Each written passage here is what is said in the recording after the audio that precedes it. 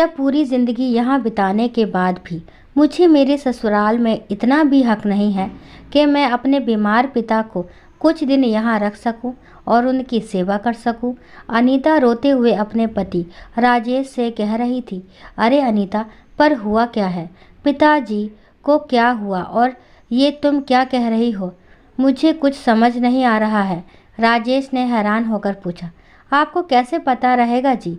आप सुबह 8 बजे दुकान जाते हैं और रात के 10 बजे लौट कर आते हैं। ऐसे में आपको कैसे पता चलेगा कि दिन भर आपके पीछे घर पर क्या हो रहा है? और ऊपर से माँ जी चाहती ही क्या है कि उनका बेटा अपने ससुराल का हाल समाचार जाने। इसी बात का तो दुख है कि आप घर में रहते हुए भी घर की बातों से कहीं दूर है। क्या पहेलियाँ बुझा रही हो अनीता? जो भी है साफ साफ कहो, राजेश ने दूसरी तरफ देखते हुए कहा। फिर अनीता सारी बात बताती है।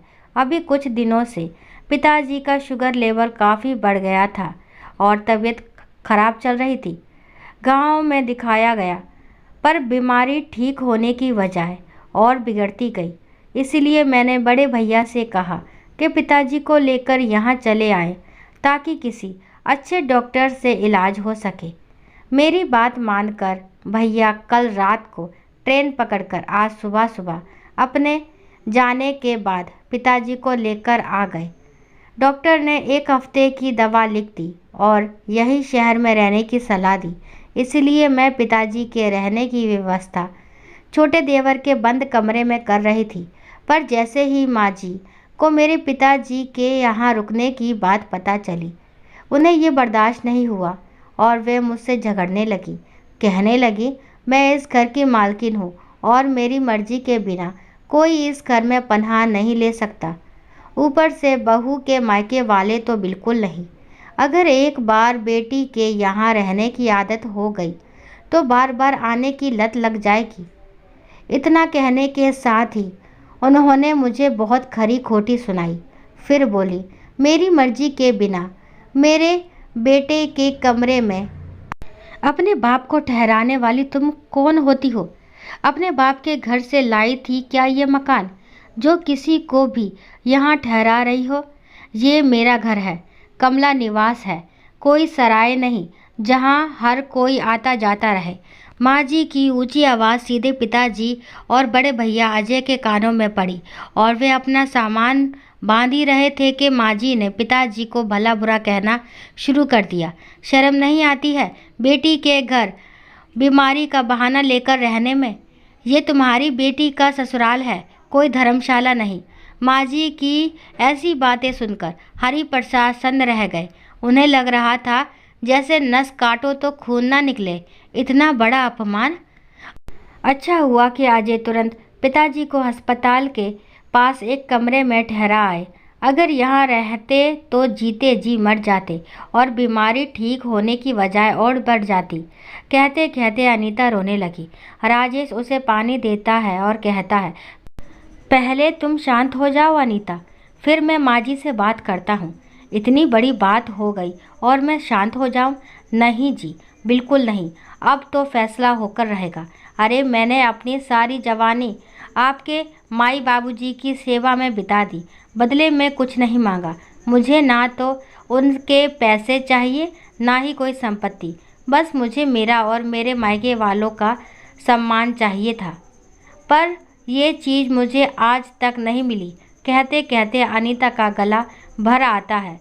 फिर कुछ देर शांत होकर कहती है, आज आप मुझे ये बताइए कि क्या ये घर सिर्फ माई बाबूजी का है? हमारा इस घर पर कोई हक नहीं। हमने अपनी शादी के 20 साल इस घर को संवारने में दिए हैं, फिर भी इस घर पर मेरा कोई हक नहीं। अगर बहू के लिए घर की हर जिम्मेदारी है तो फिर घर का हक क्यों नहीं? क्यों हमें इस हक से वंचित रखा जाता है? राजेश, क्यों हम अपने रिश्तेदारों को यहाँ नहीं बुला सकते? अगर ऐसा है तो मुझे भी मेरा घर चाहिए जिसे मैं हक से अपना कह सकूं। अनीता बार बार रुकती है, पर आज वह चुप नहीं रहना चाहती थी। अरे पिताजी कौन सा शौक से आए थे अपनी बेटी के यहाँ रहने? मजबूरी थी इसीलिए आए। अगर उनका बस चलता तो वो बेटी के घर का पानी तक न पीते। और शुरू से वही तो करते आए हैं, क्योंकि उन्हें पता था माँ जी का स्वभाव। वो तो मेरे जिद करने पर आए थे और मेरी वजह से ही उन्हें ये बेइज्जती सहनी पड़ी। आज माँ जी का व्यवहार राजेश की आंखों में भी खटक गया। वह तुरंत अनीता का हाथ पकड़कर अपनी माँ के कमरे में गया, जहाँ कमला देवी अपने पति रमेश चंद्र को आज सुबह हुई घटना की चर्चा कर रही थी, जिसमें वह अनीता के परिवार वालों पर झूठा इल्ज़ाम लगा रही थी। सुनिए जी, ये जो बहू के परिवार वाले हैं, सब के सब भिखारी हैं। देखिए तो कैसे 2 पैसे बचाने के लिए बीमारी का बहाना बनाकर हमारे घर चले आए। शर्म भी नहीं आती है ऐसे बिन बुलाए मेहमानों को।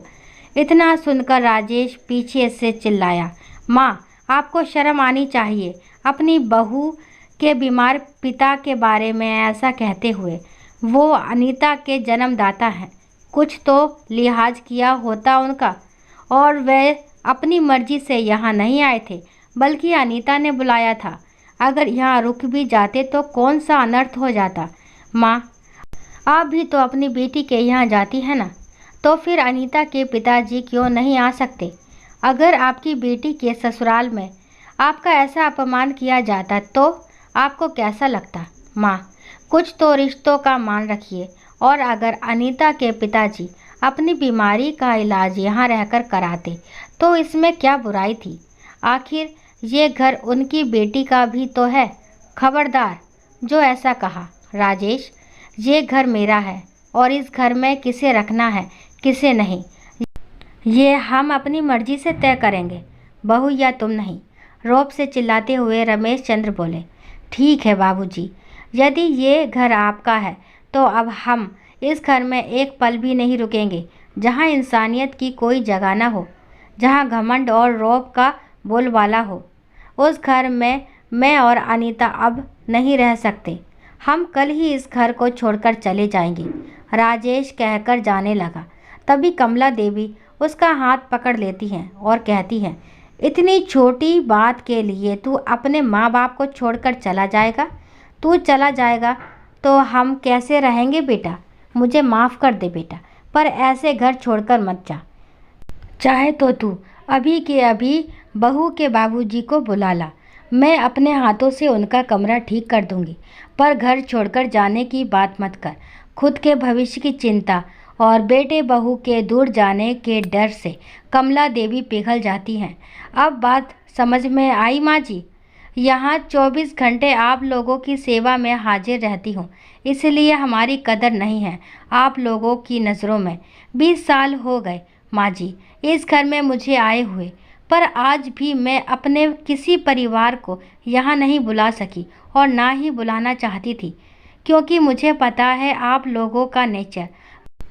पर इस बार तो आप हद ही पार कर गई। मेरे बीमार पिता की आंखों में आंसू दे गई। क्या गलती थी उनकी? यही ना कि वो एक बेटी के बाप हैं और बेटी के कहने पर यहाँ चले आए। पर मेरी भी एक बात सुन लीजिए, मैं भले इस घर में रहूं या ना रहूं, पर आप आगे से मुझसे कोई उम्मीद मत रखिएगा, क्योंकि आज जो आपने किया है उसे मैं कभी नहीं भूल सकती माँ जी। ऐसा कहकर अनीता अपने कमरे में चली जाती है और राजेश भी अनीता के पीछे पीछे चला जाता है। सुबह जब अनीता अपना सामान बांध रही थी तो राजेश ने आवाज़ लगाई, अनीता जल्दी बाहर आओ, देखो कौन आया है।